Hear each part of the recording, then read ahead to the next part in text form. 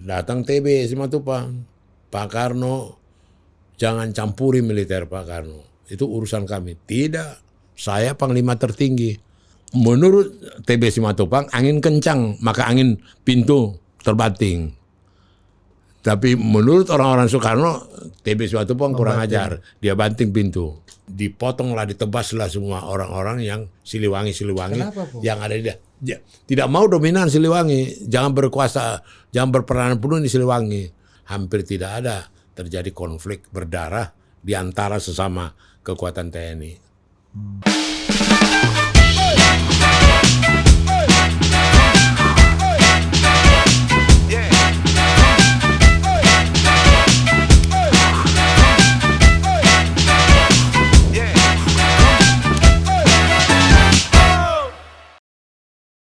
Nah, kita masuk ke isu lain kan. Isu lain nih, menarik juga nih, Pung. Kita kembali ke Kitong deh. Satu bagian tadi kita udah bicara desoekarnoisasi, ini masih ada hubungannya dengan politik kekuasaan.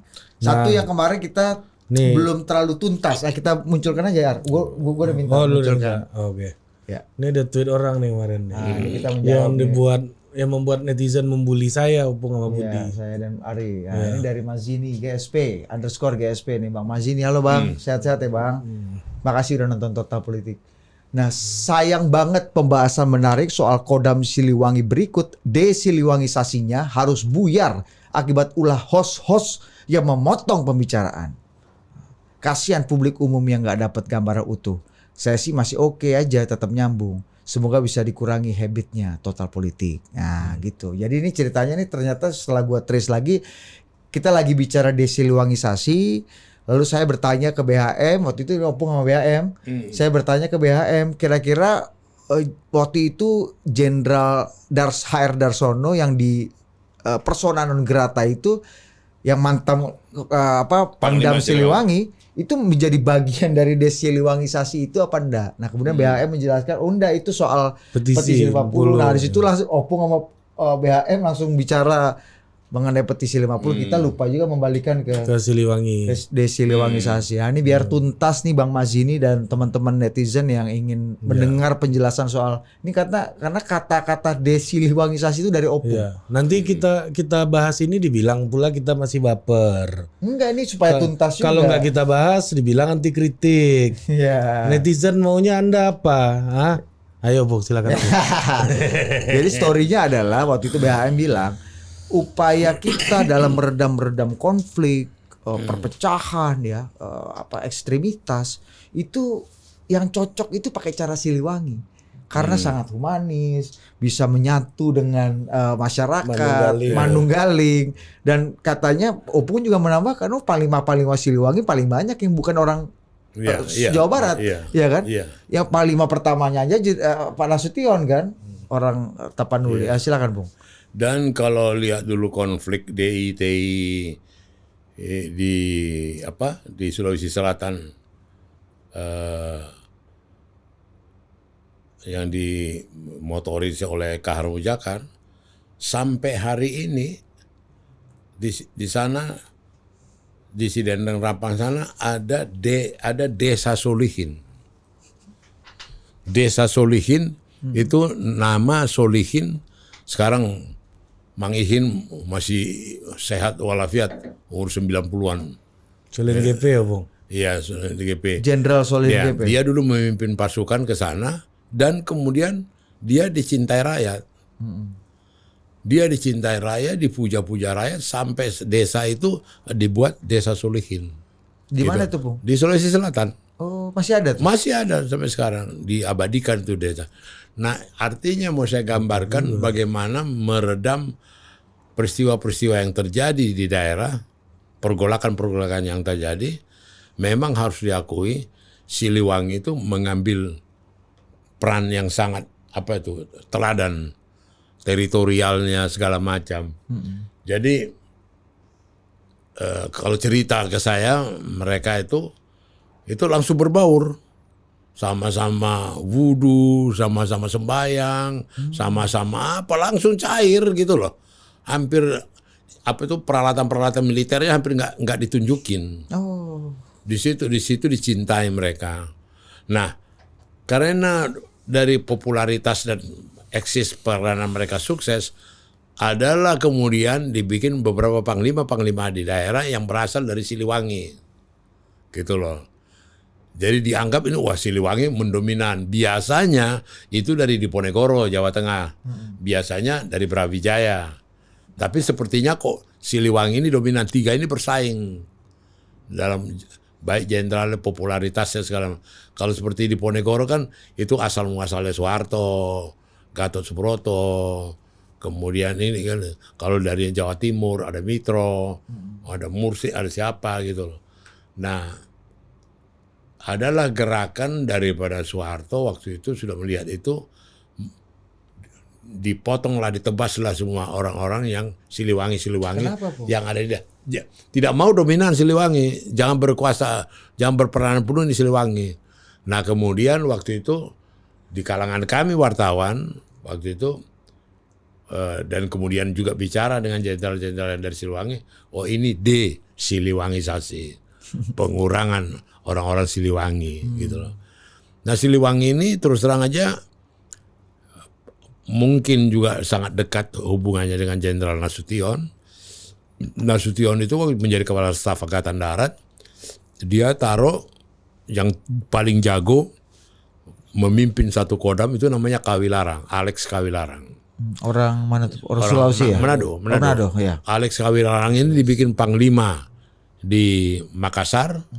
Disitulah kemudian jadi muncul namanya ajudannya Leo Lupulisa sama Yusuf. Oh, Leo yang jadi Pangkostrat sama Panglima ABRI. Iya. Jenderal Yusuf Itu ini ya, itu ajudannya Kawilarang. Oh. Kemudian dibikinlah dia juga panglima di Bukit Barisan, di Bukit Barisan. Sumatera. Kemudian dibikinlah dia terakhir panglima di Bandung. Itulah yang kemudian dia mendirikan RPKD yang jadi cikal bakal Kopassus. Ya kan. Jadi memang Siliwangi ini menjadi acuan. Kawah Chandra di muka itu, Bung ya. Padahal yang memegang kekuasaan Diponegoro. Nah, itu lucunya tuh. Itu jadi harus ada satu pengurangan Siliwangi. Yang megang kekuasaan di Orde Baru? Iya, atau zaman iya. Soekarno? Enggak, waktu Orde Baru. Ini terjadi pada Orde Baru. Oh, jadi yang ngelitnya favoritismenya di Diponegoro. Karena Iya, Pak Harto dulu bekas Pangdam di Diponegoro. Gitu loh. Jadi sama itu. Lepas daripada cerita militer seperti kita di kalangan dulu sangat populer. Kalau mau sukses kau di bidang keuangan dari UI. Kalau kau mau sukses di bidang bangsa infrastruktur segala macam itu ITB. ITB teknik. Ya kan? Kalau kau mau ada di bidang administrasi misalnya UGM. Jadi ada semacam satu marganya. Orang-orang di Bank Indonesia, orang di Kementerian Keuangan, itu UI. Orang di PU, orang di apa infrastruktur, itu marganya dari ITB. Itu gitu loh. Nah di militer juga ada yang begitu. Tetapi yang kebetulan yang dominan itu Diponegoro. Jadi, karena kecemburuan juga, Bu? Iya, ada persaingan lah. Persaingan pengaruh. Dan kemudian juga, nah kebetulan orang-orang dari Siliwangi ini yang dulu paling loyal sama Soekarno, kemudian anti Soekarno, kemudian loyal sama Soeharto, kemudian dimusuhin Soeharto. Gitu loh. Coba ceritanya gimana tuh, Bung? Kenapa Siliwangi bisa jadi game changer banyak nih? Iya, game changer banyak. Jadi coba gimana cerita? Dulu Siliwangi ini paling diandalkan dulu mengatasi konflik-konflik di Indonesia. Baik zaman Soekarno dulu mengatasi DI, TRI, PRRI, Permesta, segala macam. Diandalkan ini Siliwangi ini. Ya kan? Nah kemudian juga pada awal juga Orde Baru ini yang dulu Ibrahim Haji dan segala macam. Ini kan dulu kan orang-orang yang Kemal Idris segala macam itu kan orang-orang yang dekat dengan Soekarno dulu. Kemudian berbalik menjadi tidak senang dengan Soekarno. Nah kemudian mereka dekat dengan Soeharto. Kemudian konflik dengan Soeharto gitu loh. Menarik memang melihat Siliwangi ini. Nah kemudian jadi Soekarno is loyal tuh dulu Banyak tuh. Siliwangi. Siapa aja tuh Bung misalnya Bung? Apanya? Tokoh-tokohnya lah. Ya Ibrahim Haji, kemudian siapa bangsa dulu Solihin segala macam ini yang lama. Oh tapi berarti masih ada tentara-tentara Soekarnois yang bertahan setelah Bung Karno lengser ini berarti ya, dan ngegeng gitu loh Bung. Nggak terlampau spesifik. Mereka itu tidak terlampau kemudian Berpolitik, mengklaim berpolitik. Enggak. Dan juga harus diakui bahwa tidak ada satu apapun perbedaan itu tidak sampai ada konflik dalam arti kata secara fisik, secara senjata, secara apa di antara mereka. Artinya di Ponegoro diserbu sama Siliwangi diserbu oleh apa? Nggak ada, kemudian nggak ada. Nggak kayak misalnya kalau kita lihat kan TNI dan Polri kan kadang-kadang suka dibawa gitu, misalnya ada perselisihan gitu. Oh Ini nggak ada. dulu yang namanya Kuitang di apa tuh dekat RSPAD itu Marinir itu itu pernah diserbu RPK dulu Cijantung itu. Waktu pompa bertempur di situ berkelahi gitu. Pernah terjadi perkelahian di situ. Nah, kemudian Soekarno ini naluri dia bikin ini apa di Cijantung markas tentara. Tapi yang dia sayangi Menpor dibikin di Kuitang. Kemudian Marinir dibikin di itu di dekat sama dia gitu loh. Marinir masih di Kuitang waktu itu di Patung Batani, ya kan Boy ya? Belum pindah Cilandak ya berarti? Belum. Sekarang markas Marinir masih di sana. Ya, di Kuitang. Mana? Komandan Marinirnya di Kuitang Bos, di samping Hotel Arya Duta ya Bung ya? Iya. Sebelahnya pelopor dulu Menpor. Dulu pasukan rangernya polisi yang bertempur Brimob itu kemudian kan? jadi Brimob Iya. Dekat Pasar Senen ya Bung ya. Dulu resimen pelopor. Oh, sekarang jadi Brimob pindah di Pok Kelapa 2. Iya. Pak Brimobnya masih ada di situ. Masih kantornya masih Menpor gitu. Mantap juga. Itu favoritnya Bung Karno tuh ya. Iya. Oh, gitu. Jadi tetapi yang membuat kita salut, bangga juga terhadap setelah mereka kembali ke TNI. Mereka kan aslinya itu TNI, bukan angkatan bersenjata, ABRI itu. Nah, dengan TNI itu dan juga sudah teruji dalam perjalanan sejarah, hampir tidak ada terjadi konflik berdarah di antara sesama kekuatan TNI. Misalnya Kodam ini ribut dengan Kodam ini, pasukan apa ini dengan pasukan, hampir nggak ada gitu loh. Adapun perorangan. Ada perorangan. Nah, itu ini kembali ke Siliwangi Bung ya. Apa yang bikin tentara-tentara Siliwangi itu punya pendekatan yang berbeda dengan tentara-tentara lainnya, terutama di Angkatan Darat gitu Bung? Apa? Latar belakang pendidikan juga. Mereka lebih banyak pendidikan Belanda. Pendidikan sekolah ini. Dan itu apa jangan bekas tentara Kenil enggak? Dan sekolah-sekolah kan di Jawa Barat semuanya, hampir semua di Jawa Barat kan. Sekolah akses ke pendidikan SKOAD kan di Bandung. Benar. Jadi mau nggak mau gitu loh. Polisi di Sukabumi ini kan apa? Baru belakangan aja Tidar lah, apa itu Akademi Militer ya. Belakang. Kalau itu semua orientasi di Jawa Barat. Gitu. Dan apa itu maka sukar kita lihat satu kemungkinan seperti di Indonesia ini yang terjadi beberapa negara kudeta gitu loh, karena solid lah kita punya apa ini dengan TNI kita ini solid lah, dan ada keuntungan mereka itu dilatih mereka sama-sama pendidikan di Lemhamnas. Jadi hubungan relasi mereka pribadi itu kan mereka berbulan-bulan di asrama lagi. Mereka dilatih di Sesko. Ya kan, di situ interaksi mereka dilatih di apa gitu loh. Di situ sendiri sudah ada perkawanan di situ, relasi. Nah, menarik tadi Opung katakan ini jadi bagian dari desiliwangisasi yang tadi di-mention, harus kita tuntasin nih desiliwangisasi ini. Opung tadi katakan loyal Bung Karno, anti Bung Karno. Loyal Harto, anti Harto. Ini dalam satu divisi ketentaraan ini fluktuasinya ini ekstrim bukan sekali bukan gitu. Itu bukan coba, tentaranya, tokohnya. iya maksudnya pimpinannya kan, pangdamnya, kasdamnya. Iya. Itu cerita gimana Pung Iya, bisa maju mundur gitu. Tetapi tokoh-tokohnya itu tidak membawa pasukannya. Jadi misalnya kayak Darsono, bukan kemudian Batalion 331 Siliwangi membela Darsono atau kayak, terkecuali dulu pernah mereka bawa meriam ke istana. Itu waktu Kemal Idris dulu itu. Kavaleri, kavaleri ya kan. Ada dulu pernah menodongkan meriam ke istana, ada pernah riwayat itu. Tapi kembali yang kau singgung itu tadi, bahwa itu lebih banyak ke person, bukan ke jajaran pasukan. Pro Soekarno, pro apa, tidak ini. Ya kan? Mereka yang membuat tahanan nggak boleh keluar dari Bogor, nggak boleh keluar dari Batu Tulis, itu kan mereka dulu yang sangat pro dengan Soekarno, ya kan? Ibrahim Aji, ya kan? Kemal segala macam. Kolonel Sofian nggak ada di situ, Bung. Sofian. Kolonel Sofian. Oh, Kolonel Sofian. Toko fiksi. Itu ceritanya. Iya ya. Jadi ya tadi kembali lagi tadi. Jadi person-personnya aja ya. Iya. Tapi ada juga kan misalnya kalau kita lihat Pung waktu transisi ya.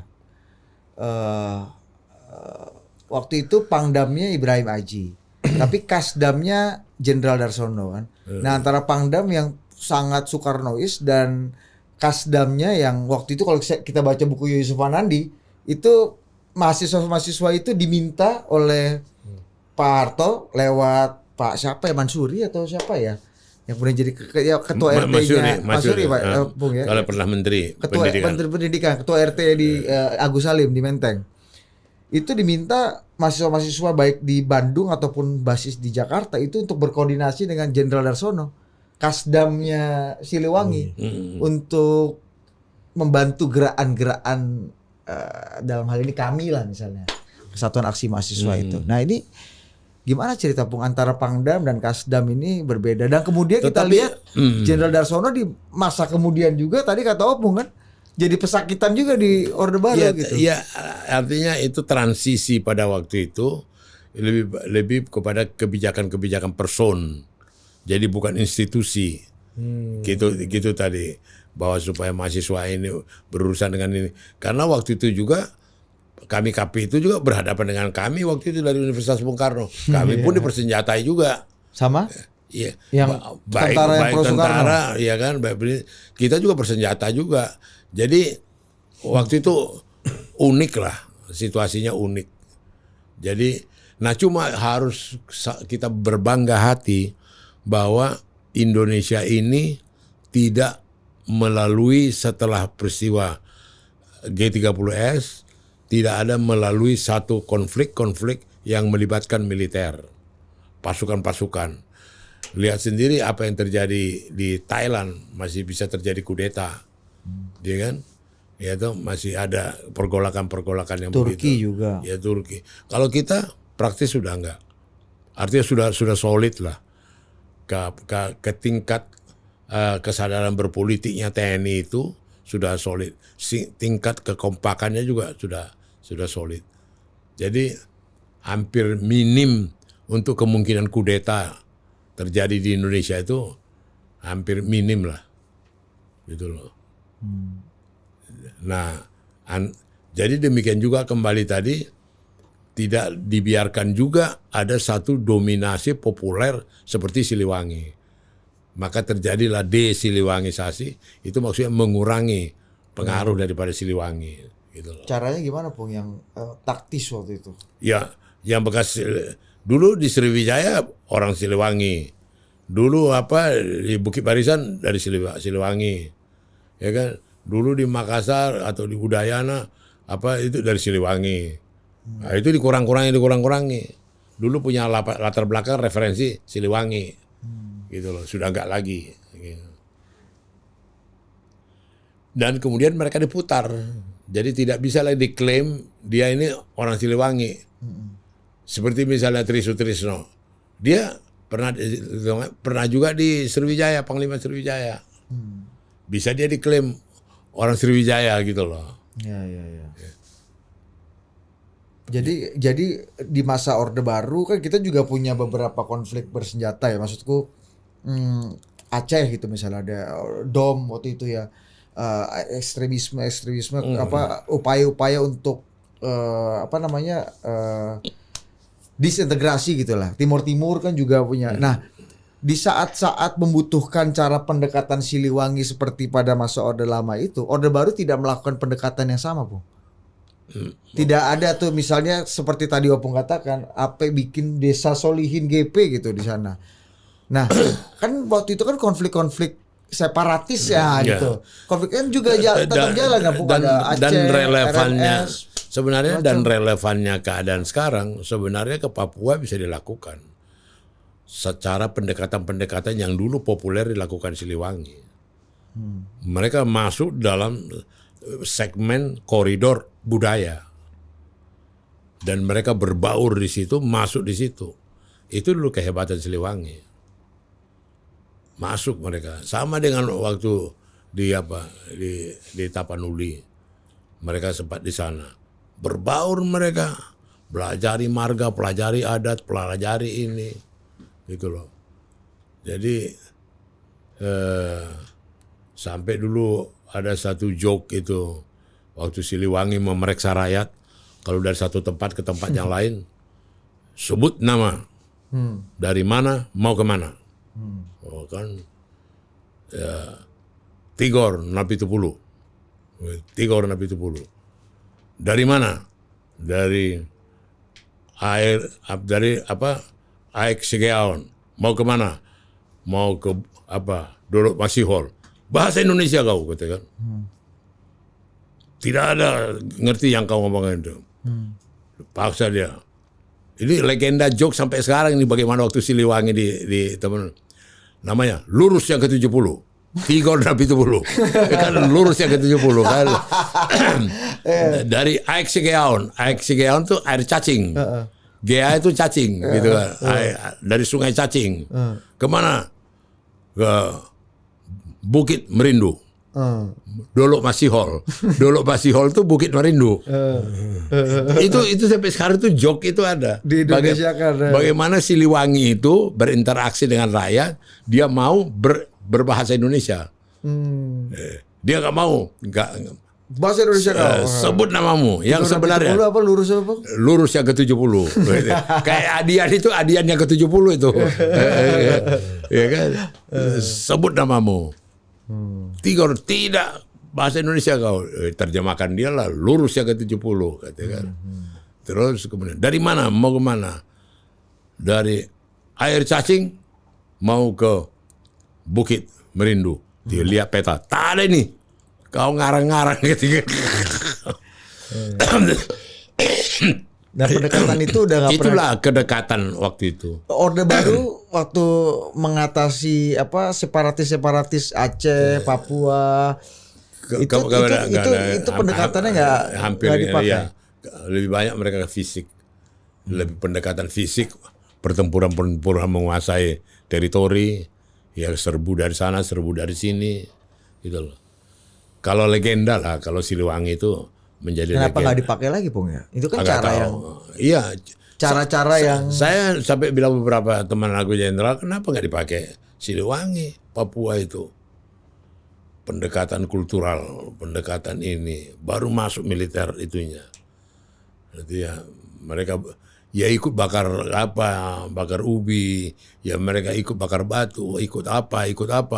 Di situ kehebatan teritorialnya Siliwangi. Ya kan? Bisa bayangkan yang begitu keras Sulawesi Selatan sampai bikin ada desa Solihin. GP ya. Dan Pak Solihin sendiri, Jenderal Solihin sendiri yang langsung ke sana. Iya. Hebat juga Pak Solihin ya. Legenda lah, jadi satu legenda gitu loh. Nah, jadi di antara militer-militer Siliwangi ini, Opung, kalau kita lihat tentara kita di akhir Orde Baru, terus bahkan di awal masa reformasi gitu, ini anak-anak ideologisnya mereka ini masih bertahan nggak? Iya. Saya pakai Opung bilang cerita PSI itu kan misalnya. Anak-anak ideologis. Anak-anaknya Siliwangi, anak-anaknya Ibrahim. Sebenarnya Darsono. waktu itu lebih khas kepada internal mereka, tidak sampai menjadi satu ideologi. Enggak kan gini, kayak misalnya sekarang Pak Luhut aja kalau dibilang ya aku nih Beni punya Beni punya murid lah gitu. Kita ini on Beni with trust lah ibaratnya kayak gitu. Pak Beni punya klan lah. Nah, artinya tadi legacy Solihin, legacy Siliwangi yang lain dengan cara-cara humanis itu Pak Prabowo itu masuk Siliwangi nggak sih? Enggak. Berapa nggak maksudmu? Apa? Tadi Iya, maksudnya bertransformasi, bermetamorfosis, beranak pinak gitu, punya kader-kader nggak sih mereka pun secara metode, secara rasa, secara kearifannya. Ini saya kayaknya pakai cara Solihin. Saya pikir mereka sudah adopt itu di Sesko. Sudah mereka adopt itu di itu gitu loh. Udah jadi metode. Iya, sudah menjadi metode. ya. Iya, teritorial itu mereka gitu loh. Karena mereka banyak belajar dari situ gitu loh. Itu pengembangan perang gerilya ini berarti ya Bung ya? Iya. Dan boleh dikatakan ya Karena Nasution kan legasinya itu kan. harus diakui tentara kita ini betul-betul tentara yang kerukunan gitu loh. Nggak ada artinya ada dendam antara satu Brawijaya atau Siliwangi atau Diponegoro atau ada konflik yang ini nggak ada. Nah, itu Pak Harto gimana? Melakukan desiliwangisasi kan artinya dendam juga Ya, kawan. tapi kan sudah liwat kan, sudah liwat gitu loh. Artinya Siliwanginya yang merasa desiliwangisasi nggak juga membalas gitu ya Bung ya. Itu. Iya, tapi ya benar. Minum dulu Pak. Iya. Ini masuk juga nih tadi Opung bilang kalau kau bilang desiliwangisasi ini kita bicara politik militer nih. Bagaimana militer itu menjadi bagian yang Kalau dekat sama Soekarno berarti jauh dari militer.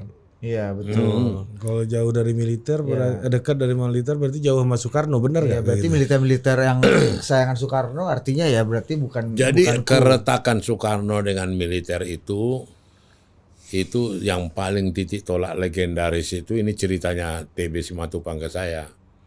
Itu waktu Sultan Hamengkubuwono Menteri Pertahanan, TB Simatupang waktu itu Kepala Staf Angkatan Perang. Setelah Sudirman meninggal, kita meniru style Amerika, Chief of Staff. Nggak ada lagi Panglima. Diangkatlah TB Simatupang. Kemudian Nasution Kasat. Mereka ini tiga menghadapi Soekarno di Istana Merdeka. Dengan pesan Pak Karno, janganlah tentara berpolitik, jangan pakai voting, jangan pakai pemilihan lokal yang mencopot si Nasution. Waktu itu Nasution mau diganti dengan Bambang Utoyo. Karena? Ya katanya nggak disenangi Soekarno, katanya dipakai isu lah untuk mengganti. Oh ini yang peristiwa 17 Oktober 52 bukan? Sebelum kan? Gitu. Nah kemudian datang TB Simatupang, Pak Karno jangan campuri militer Pak Karno, itu urusan kami. Tidak, saya Panglima tertinggi. Tidak Pak Karno, jangan campuri urusan kami itu. Kalau Bapak campuri, saya berhenti. Saya Panglima tertinggi yang harus mencampuri. Apa yang terjadi? Dia buka pangkatnya. TB Simatupang, pangkat jenderal dia buka, dia taruh depan Soekarno. Mau dicegah Sultan, mau dicegah sama Nasution, nggak bisa lagi. Langsung siap balik dia. Nah waktu itu menurut TB Simatupang angin kencang, maka angin pintu terbanting. Tapi menurut orang-orang Soekarno, TB Simatupang kurang ajar, dia banting pintu. Itu soal banting pintu itu, itu sebenarnya awal aku wawancara ke beliau. Tapi sensitif juga ya banting pintu sama kedorongan. Menurut TB waktu itu angin kencang. Itu kan di lapangan Merdeka itu kan angin terbuka. Nah sejak itulah, belum ada hasil. Sejak itulah retak dalam arti kata ini. Dengan militer apa dengan Pak Simatupang? Dengan militer lah waktu itu secara institusi ya. Tapi kalau kita lihat perjalanannya pun meskipun itu akhirnya inilah ya agak pasang surutnya lah. Tapi kita tahu salah satu momentum puncak kekuasaan Soekarno adalah dekret presiden tahun 59. Dan semua orang mengatakan tanpa dukungan Nasution dan militer, Loh iya. dekret itu nggak akan jalan seperti dekretnya Gus Dur yang tidak didukung oleh militer Jadi waktu gini itu. ya, harus kita akui bangsa ini bangsa yang unik. Tidak ada konflik yang antagonis. Bisa ribut begitu, bisa juga jadi teman. Iya. Pak Jokowi sama Pak Prabowo. Iya. Lo benar. Iya. Ini terjadi. Logika kita sebenarnya sudahlah, jangan diajak ngomong apa lagi, enggak juga. Itu ada keunikan lah apa dari segi apa kita gitu loh. Bisa menjadi kekuatan, bisa menjadi kelemahan. Tapi itu lebih banyak pada kekuatan. Gitu. Ini apa ya maksud saya tuh ya, dengan ratusan apa ini suku dan kemudian dengan banyaknya apa kita di Indonesia ini bisa jadi satu, bisa jadi apa gitu. Ya. Itu ada kebanggaan tersendiri lah.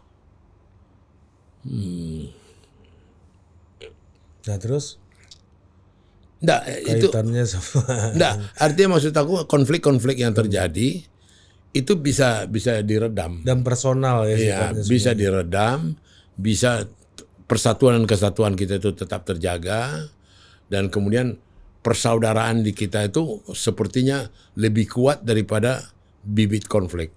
Nah, kan artinya kan tadi balik ke Pak TB Simatupang ya, Opung ya. Berarti itulah yang menandakan jarak antara Soekarno dan militer menjadi semakin jauh. Artinya ini kan juga nggak lepas dari soal-soal personal yang kemudian jadi persoalan kelembagaan kan. Ya bisa. Tapi itu yang dibilang Budi tadi, bahwa bagaimana juga Soekarno dengan tentara waktu dekret bisa ini gitu loh. Padahal kita tahu bagaimana hubungan Soekarno dengan Nasution kan, Iya. pasca 17 Oktober 52 kan, Bung? Iya, kan itu iya. kan panas sekali kan. Iya. Ketika waktu itu Pak Nasution mengancam. Dan juga di kalangan intern tentara itu ada dua kubu. Satu yang pendidikan Belanda seperti Nasution, Soeharto, satu yang kayak model Gatot Subroto. Bangsa TKR, Tentara Keamanan Rakyat, itu bukan pendidikan, bukan sekolah punya. Gitu loh. Model kalau film tuh Naga Bonar ini. Ya, itu kelihatan itu kuat itu di antara mereka. Friksinya. Nasution pendidikan Belanda, siapa TB pendidikan Belanda, Hayani. ya, pendidikan itu. Mereka orang yang datang bertempur dari TKR, BKR, apa kayak gitu loh. Hizbullah gitu ya. Iya. Laskar Hizbullah. Iya. Itu ketemu di atas kau pikir. Maka Nasution itu umur berapa dia waktu itu? 35, 36. Dia kepala staf angkatan perang. Seumur lu dia. Jadi setelah Lu gini-gini aja sama kita sih di. setelah Bos. setelah meninggal Jenderal Sudirman, tidak ada diangkat lagi panglima. Panglima Tentara Nasional Indonesia. Enggak ada lagi. Langsung kepala staf angkatan perang.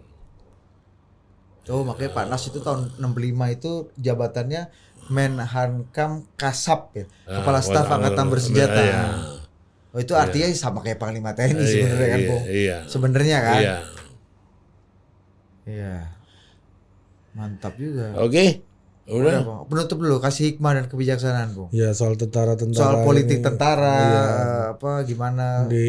Kalau saya lihat ya, Desilonialisasi ini apa yang kita bisa petik dari pelajaran? Untuk kehidupan politik kita di hari ini gitu. Iya. iya, dari perjalanan sejarah kita berbangga bahwa tentara kita yang dulunya paling berpolitik, mengambil peran di politik dan menguasai bidang perpolitikan, sekarang bisa mereka pada posisi yang betul-betul dikehendaki oleh rakyat. Yaitu apa? Mereka jadi pengayom, penjaga negara segala macam, tidak mengerjakan hal-hal yang intervensi yang tidak terkendali. Dan kemudian bagaimana mereka solidaritasnya, kesatuan mereka menjadi teladan baik di 3 angkatan, angkatan laut, angkatan darat, angkatan udara, dan juga dengan kepolisian. Inilah penopang, penjaga, pengayom daripada rakyat Indonesia. Kita berbanggalah dalam perjalanan secara panjang begitu, dan sekarang mereka diandalkan menjadi yang mengayomi teritorial kita, melindungi teritorial kita, menjaga kita punya baik darat, laut, udara kita. Oke. Artinya untuk menjadi angkatan bersenjata yang profesional itu bukan sesuatu yang berat buat tentara kita hari ini, karena dari zaman dulunya ada preseden bahwa tidak ada pernah terjadi konflik-konflik yang sifatnya kelembagaan di dalam sejarah kemiliteran kita. Iya, betul, iya betul. Dan tidak antagonis. Iya. Ya. Tidak antagonis dalam arti kata tidak bisa didamaikan gitu. Iya kan? Sangat compromisable. Iya. Pung, tapi ini satu pertanyaan yang aku lupa juga mau nanya. Dikit ya. Sorry. Boleh. Dulu kan presiden itu kan panglima tertinggi angkatan perang, ya kan? Itu dia sampai sekarang undang-undang dasar 45. Apa yang bikin perintah Gus Dur waktu itu tidak jalan, Bung? 23 Juli 2001. Tentara memilih waktu itu Pak Riamizard ya, bikin apel yang masif. Saya nggak tahu apakah moncongnya diarahkan kembali ke istana seperti tahun 52 atau enggak, tapi ada show of force yang luar biasa. Tapi tidak menjalankan apa yang diperintahkan oleh Panglima tertinggi Angkatan Perang waktu itu. Nah, saya bukan karena kedekatan saya dengan Gus Dur ya, dalam pergaulan saya, dalam apa saya, dia nyentrik. Artinya buat dia pun tak pusing dia itu. Ngerti gak kok? Artinya kepanglimaannya itu pun nggak begitu ini dia. Jadi sukar aku memberikan komentar gitu loh.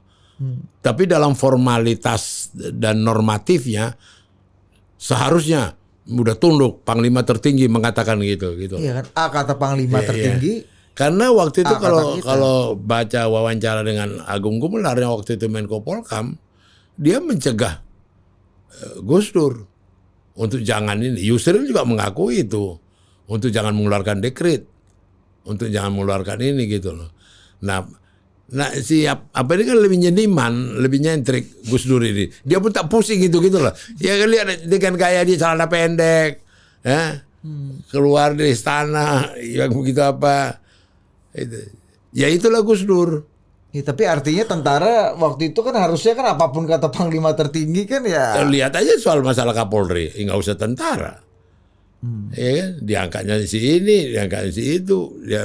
Ya artinya tentara bisa ada juga kliknya. Jadi tentara punya presiden juga dong untuk tidak quote-unquote membangkang perintah Panglima tertinggi. Di samping dia tidak ada strongman. Di samping siapa si Habibie masih ada Sintong. Gitu loh. Samping Gus Dur kan ada Marsilam. Bukan yang strongman yang critical komando. Pak Luhut. Waktu itu enggak menonjol dia. Seperti siapa ya? Raman Toleng kan ada, Bang. Bukan, artinya maksud yang aku ada orang yang powerful. Powerful. Ya, kalau seperti Sintong itu kan punya komando. Dia ditaruh Habibie di situ, dia punya akses juga. Gus Dur siapa ya tentaranya? Iya, siapa Bung ya? Ada satunya. Ada. Iya ya. Pak Agus Wirahadi Kusuma waktu itu enggak juga. Enggak ada. Agus Wijoyo ya. Agus Wijoyo. Ya enggak juga. Kan tentara berpikir ini, Bos. Ya kan? Ya, siapa ya? Dan dia itu memang gayanya Gus Dur gitu loh. Pak Agung ya harusnya ya, tapi Pak Agung juga lebih loyal ke Bung Mega. Pak Wiranto enggak ya? Pak Wiranto udah dipecat, Bos. Iya ya, siapa ya Bung? Enggak ada. Jadi lebih ke aktivisme aja ya, aktivis pro demokrasi yang ada di sekeliling Gus Dur ya. Yang mau bangun komunikasi ke tentara pun juga nggak ada orang otoritatif juga kan di masa itu. Iya ya, siapa ya? Siapa Bung ya? Nggak ada. Ya ini dari pengalamanku sendiri, ya nggak ada. Sesmila siapa Bung? Sekretaris militer siapa ya Bung? Apalagi sekretaris militer. Karena kita tahu sampai sekarang saya tahu sekretaris militer Bu Mega. Namanya Jenderal TB Hasanuddin, Bos. Ya, waktu itu ya. Ya udahlah. Ya, udah nggak ada. Oke lah Bung, jadi intinya nyeniman aja nih barang nih Bung ya. Iya. Jangan kita pikirin lah yang nggak ada, udah. Iya juga. Oke Opung. Yeah. Selamat tahun, cheers lagi sekali lagi untuk Opung. 79 tahun ya. Yes. Cheers lagi. Saya ikut bunyi-bunyian aja ya. Horas. Mantap, sampai jumpa lagi di Total Politik berikutnya. Dah.